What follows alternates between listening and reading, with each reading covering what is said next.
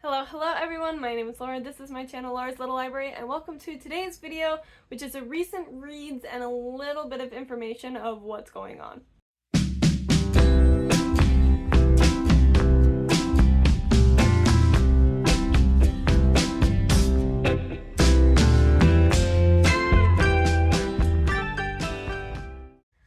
Alright, so it has been a couple weeks since I have uploaded some videos onto this channel, as it is getting close to the end of the year for me for my undergraduate studies. So I have exams, papers, a lot of things kind of due this next week or two. So it's been very busy preparing for that. I haven't really had the time to sit down and film like I have wanted, but I am gonna do my best. I am really excited to get back into filming again. Like I said, it's been, I think, 3 weeks since I've uploaded a video as of filming this right now.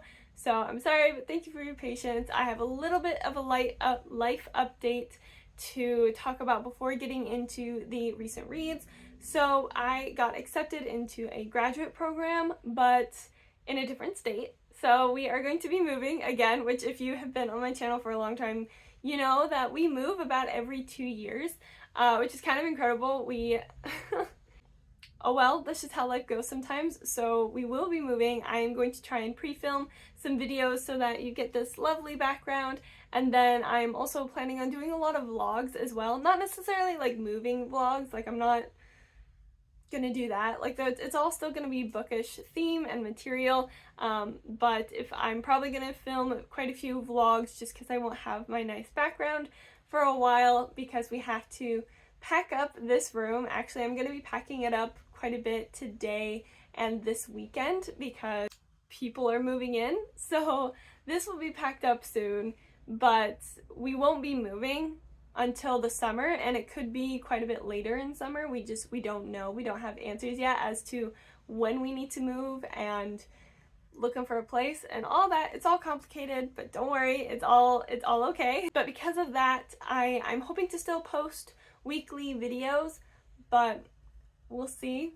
Let's get into today's video, which is a recent reads. I feel like I've done so many TBR videos and recommendation videos, and then I've done a couple of vlogs, but I haven't really talked about anything that I've read this year other than like the 2 or 3 vlogs that I've done this year, which was my 5-star reading vlog, I had a Valentine's Day vlog, and like just the spring reset. So I would love to talk about some of the books I've been reading. I think this is going to be a recent reads video, and then I'm probably going to do a recent reads video with all the books that I've listened to that I don't own. So these are going to be all the ones that I've owned, that I've read this year, and then another video with ones that I've listened to over audio and don't own. That's going to be the next video, and then we're going to go from there. It's been a bit of a slower reading year for me just because I have been so incredibly busy. I had a full course load, and because I'm a writing student, that's a lot of papers and projects, presentations that have just taken a lot more time than if I were studying for tests. So I haven't really read as much as I would like to. I think I'm at 30 books this year so far, which my goal is always 100 books. So I am a little bit behind, but I still think that I can catch up this summer. I am super, super excited for as soon as school is done. There are books that I want to read. Like once I have time when school is done, I'm gonna read these books, just you wait. Let's get into the books that I have read so far that I own. So the first one is really out of season. I love making my TBRs based off of the season and the vibes that I'm feeling and everything like that, but this book was one I started in winter around Christmas, and then I like put it down partway through, not intentionally, but just because there were so many other books that kept capturing my attention. So I finally was like, you know what? I don't want to wait until next winter. I don't want to wait until Christmas to finish this book. So I sat down and finished it, and that was Make the Season Bright, and this is by Ashley Herring Blake. I've also been reading other books by Ashley Herring Blake recently as well. So part of it was I don't want to wait until winter because I do really want to finish this book because I did like it, and part of it was I'm reading this author anyway. So it's a little out of season, but I really liked this book. I think I gave it 3 or 4 stars. Like, I liked it. Again, it's very Christmas, so I'll talk about this book a lot more when we get closer to Christmas and winter and all that stuff. I did finally finish this book. Speaking of Ashley Herring Blake, I have also read Iris Kelly Doesn't Date. I read Delilah Green, I think I must have read that last year because I don't remember seeing it on my Goodreads as read for this year. So this is the second book that I have read by Ashley Herring Blake, but it is the third one in like this companion kind of series because it follows like this friend group basically. You know how like those romance series are nowadays where you're following a friend group or you're following siblings in a family and each one of them gets like their romance novel. So this is the third one. I haven't read the second one yet, but I really want to. It's on my list. I'm hoping to get to it this spring, but I did read this one. You have Iris Kelly, who is kind of like this free-spirited, you know, all of her friends are coupled up at this point, and so she feels quite lonely, but she doesn't feel like she can really express that. And then she meets Stevie, who is an aspiring actress who has done a lot of local theater, but tends to be very shy, actually, and really wants to break out into a larger theater scene. And so they attempt to have a one-night stand. It doesn't, read the book if you want to know what happens. And then it's a relationship through there, but it's very much set in like the theater world. So if you're a theater kid and you like sapphic romances, pick this one up. I really enjoyed the characters that we were reading from, and I liked the storyline quite a bit. Like I said, I think it probably would have been better if I had read the second book. What was it? Astrid's book, I think, before this one, just because it mentions Astrid and her partner, but it didn't subtract from my enjoyment of the book. I wasn't confused, I wasn't lost. I just know that I haven't read that story yet and that I really want to. But yeah, so I like this series. I'm enjoying reading from this series. Next up, I have read Mr. Penumba's 24-Hour Bookstore, and this is by Robin Sloan. This was gifted to me by my mother-in-law on Christmas Eve because even though we're not an Icelandic tradition of giving books on Christmas Eve and then reading them, and my mother-in-law really loves giving us all books for Christmas, and it just warms my heart. So this is the one that she gave me, and I have read it earlier this year. It is different from what I typically read, as it's a little bit more it's a little more literary fiction, but it takes place in a bookstore, so she knew I would love it. And it follows our main character, who is kind of getting into coding a little bit, kind of into computers. He builds websites, and he works at this very peculiar 24-hour bookstore. He does the night shift. And he's noticed this weird pattern of people coming in, checking out certain books, and there's just something going on that he can't quite put his finger on it, but there's something going on. And so he uses his computer skills to find the pattern, figure out what's going on, and he uncovers this whole world that he had no prior knowledge of before. And it was very good. It was definitely very interesting, and I was on the edge of my seat of like, what's going on? You know, there's a little bit of a romance subplot, but not super big, you know? So if you are somebody who needs to have a romance subplot in all of your books, this might not be it for you, or just know that before you go into this. But this, yeah, it's definitely different than what I read from. Like, the characters are flawed in ways that I'm not used to reading from because I read so much fantasy and romance. But if you like literary fiction, then this will be right up your alley. I love how I'm talking as if this is a recommendations video when it's just books that I've read recently. Anyway, I've got 2 more books that I'm going to talk about in this video because even though I've been really working on getting my physical TBR to a minimum, especially before moving, I feel like I just haven't read that many books that I own. I've been listening to so many audiobooks of books that I've really wanted to read but don't necessarily own. So moving on, I finally read An Academy for Liars by Alexis Henderson. I read this author's other book, House of Hunger, and I really liked it. And so this is quite a bit longer than House of Hunger, and they're not related at all. But this follows our main character, who kind of feels like life is going nowhere at this point. You know, she just broke off her engagement and she doesn't know what to do with herself, and then she gets this invitation to an interview for a spot at this school in Savannah, Georgia. And so she goes, and next thing she knows, she's being told that she can be admitted into this academy. And it's interesting because the book is called An Academy for Liars, but the whole premise is that the book is all about persuasion. It's fantastical. It is like, there are fantasy elements in here, but I don't want to necessarily spoil it too much with how it works, because for me, a lot of it was figuring out kind of the magic system behind this, how it works, how that works. That's what was very fascinating to me. Yeah, like, I wished our character had a little bit more oomph to her, a little bit more personality to her.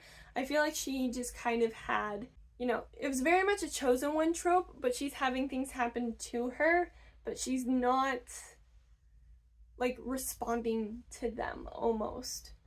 Like, she's being told that she is unique, which I don't quite understand, and it was very hard to kind of track her progress through a school. Like, if it's going to be dark academia, I want there to be, like, the academia elements, but it was mostly just her floating through until you kind of get to the end. So I had a bit of a hard time with it. Like, I was still invested in it. I was still intrigued and wanting to keep reading it, but I wasn't quite sure what was the point once you got past the initial, this is what it is, this is what you're doing, and then you kind of get to the end. So then what was all that middle part exactly? She's trying to figure things out, but I just feel like you never really know what's going on, and that is the kind of thing that can be pulled off really well in books, or it could fall a little bit flat. So I feel like you either love this book or you hate this book. I liked it. You know, I did enjoy reading it. It did happen for me, but I'm still a little bit like, if I had examined this book closer, I feel like I would have found a lot more flaws with it. And it's just one of those things where I'm like, does the logic really check out with what is actually happening in the book? I'm not super sure, but like I said, if I had invested more brain energy into this, I probably wouldn't have liked it as much. So you do kind of have to turn off your brain and accept some things, which I'm perfectly happy to do. So, and then the final book that I have finished so far this year that I own is the first book. The second book actually just came out, so I do want to purchase the second book, and I am on hold for it for the audiobook in the library, even though the audiobook is not out yet. Like, it's not available at my libraries yet. Hopefully it will be soon, because I really want to read the second book sooner rather than later, because I will forget everything that happened in the first book. And anyway, I should say what it is, right? So that was Fathom Folk, and this is by Eliza Chen. And this, I don't know if it's a duology or if it's a series. I'm kind of hoping it's just a duology. This, you're following two different main characters, except that you're following more than that. My biggest struggle was that you're introduced to so many characters so early, and they're important to the book, but I had such a hard time keeping track of who was who, so that by the time I got used to who the characters were, so much has happened that I just could not process, because I didn't know what was going on, like how it was all related to each other. You've got one main character who is half siren, half human, and she has just been promoted to captain of the guard, which is a huge thing because all of the Fathom folk, all of the water folk, so you've got your sirens, your selkies, gumiho, all these things, all these like non-human creatures, and it's all very water-based, but all of your non-human creatures are seen as like lower class. They tend to be mistreated a lot more. The fact that somebody who is half siren was promoted to captain of the guard is a huge deal. And then you're also following a main character who is like a water dragon, and her mom is sending her to the surface because she has misbehaved for the last time and she needs to learn her lesson by going to the surface. And so she goes to live with the captain of the guard because the captain of the guard is dating her brother, who is like the ambassador for the underwater kingdom to the human world.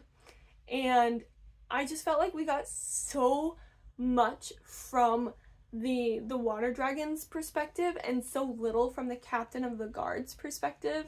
but then you've got so many different things, different characters doing things, betraying each other, etc. and so forth, that it's like I was kind of sick and tired of reading from one perspective and wanted to switch back to the other to make it more balanced.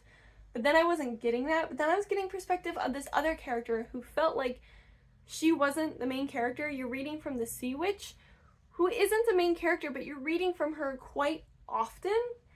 And I just wish that that whole perspective had been taken out, and that you just learn more about her through just having the other two POVs. Like, it just kind of got to being a lot, and so many ends that all kind of come together. But yeah, like, I really was having a hard time with this book until I really got to the ending. I really wanted to give this book a chance though, because I bought it and it is so pretty, and the underlying themes of it were very interesting, with like the humans being the ruling, and they tended to have more Chinese names for their cities and their characters, and then the Fathom folk, who were a little bit more on, I believe, the Korean cultural influence within the book. I could be wrong, but that is just kind of what I picked up on. So I really liked the premise around it. I just don't think the writing and the POVs really executed it in the way that was the best for this book. But because the ending was really good and had a bit of a cliffhanger, I do really want to read the second one. It did come around quite a bit at the end. So if you really like those political fantasy books, this would be really good for you, especially as it's getting warmer outside. I feel like this would be a really good summer book. So I hope to pick up the second one, but those are just kind of my thoughts and feelings of this first one. So yeah, those are just 5 books, and I've read like 30 books-ish. Some of the books I have read have been for class, and I'm not talking about them on my channel because they're not books that I necessarily chose to read, and actually quite a few of them are plays. Like we read Waiting for Godot, we've read Rosencrantz and Guildenstern, A Room of One's Own by Virginia Woolf, To the Lighthouse by Virginia Woolf. I think, did we read A Passage to, yeah, we read A Passage to India by E.M. Forster, and then we have one more book, or one more play, Top Girls by someone Churchill, I'm not sure. So there have been like 5 or 6 books that I have read for school, and those are being separate. I do not want to talk about them anymore. So yeah, that right there is only like a third of the books I've been reading, because all the other ones have been audiobooks. So yeah, if you like this video, give it a thumbs up. Let me know in the comments below some of the books that you've been reading this year. And like I said, I'm gonna have another recent reads coming out pretty soon with some of the other books that I've been reading. If you like bookish content like this, feel free to hit the subscribe button. I am trying to post every week.